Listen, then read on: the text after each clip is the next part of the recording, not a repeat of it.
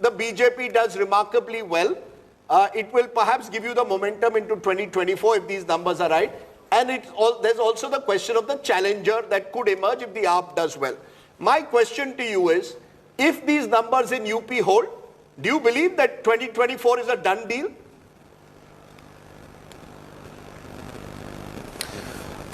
There are two things, Rajdeep. First, 2024 is always a done deal purely because the Honorable Prime Minister had huge amount of admiration among the people of India, and particularly since we are talking about Uttar Pradesh, he enjoys the admiration that no other politician enjoys in the state of Uttar Pradesh. Away from that, when we are talking about in today's context and whatever exit poll suggests, every agencies have projected BJP as the single largest party as the winner. Whether we get a simple majority or whether we get 326 or 336 or 272, as Pradip was mentioning, we are extremely confident that we will be able to win 2024 election, and we will definitely, these numbers will hold true. And does that make Syed Zafar Islam, does that make Yogi Adityanath the number 2 in your party? Well, there is no number 1, number 2, number 3 in the party. Everybody is a Karyakarta in the party. Everybody has responsibilities. These fancy offices, let's get Rahul Srivastava to answer that. Rahul, what's the thinking within the BJP on this 1, 2, 3? No, let me just Rahul, just 10 seconds. Go on. We often talk about Chief Minister's office, Prime Minister's office, but for us, we are always Karyakarta, and everybody has the responsibility with their discharge. Okay. What's the thinking in the BJP? See, Rahul, in 2017, was Yogi Adityanath the pick of the BJP, or was he largely the pick of the RSS and the BJP endorsed the decision? In 2016, in Hyderabad, there was a meeting in which two names were discussed as prominent leaders as emerging. One was Varun Gandhi at that time, and one was Yogi Adityanath. Yogi Adityanath, as a saffron-robed chief minister, was brought in to balance a lot of caste equations also, because BJP had won a huge mandate. 90% Brahmins and Thakurs had voted for the BJP. They wanted to balance that sector. But also there was a problem that OBCs and others had also voted, and saffron-robed chief minister was supposed to be caste neutral.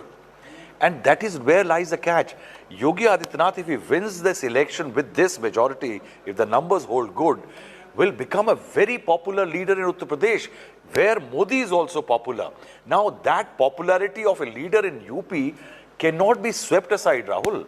It is UP we are talking about, which has given so many chief ministers. Yogi Adityanath emerges can be written as off a force to reckon with in national politics. You can't take that away from him. Whether you like him or you dislike him, with this kind of a mandate, if this is the way the numbers end on the 10th of March, and Rajdeep, you know, when we were in Prayagraj, people, when they were describing Yogi Adityanath, these are supporters, you can call them bhakts if you will, but when he was describing Yogi Adityanath, he started crying. And the only other person I've seen this happen for is Prime Minister Modi. The other chief ministers, whether it is say a Vasundhara Raje Scindia, or it is a Shivraj Chauhan, or it is a Devendra Fadnavis, they may be able administrators to the extent that they are.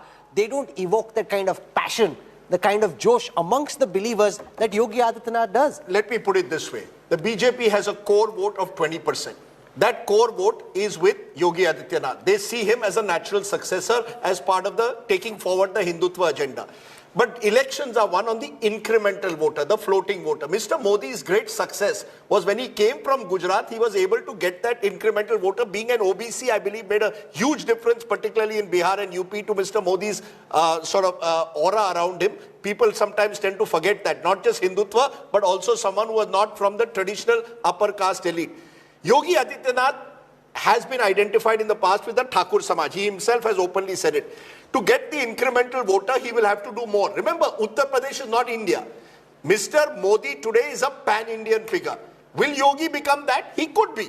Nobody doubts that. He has the perfect platform. He has, look, he has. But I would hesitate to say that he will do it only because he wins UP. It requires a lot of work. It's not so easy. Mr. Modi has worked hard at building his pan-Indian image. Yogi Adityanath is also going to have to do that. Maybe Sandeep Shastri, do you think so? That if these numbers are right, Yogi Adityanath automatically becomes the next big face of the BJP? Or should we wait to to suggest to press the pause button and say, look, Mr. Yogi Adityanath will have to prove himself, for example, in South India?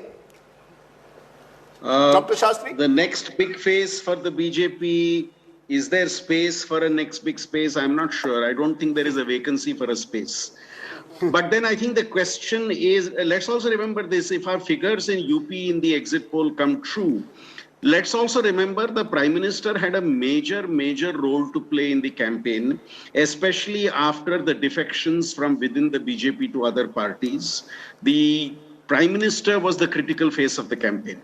Let's not ignore that factor also.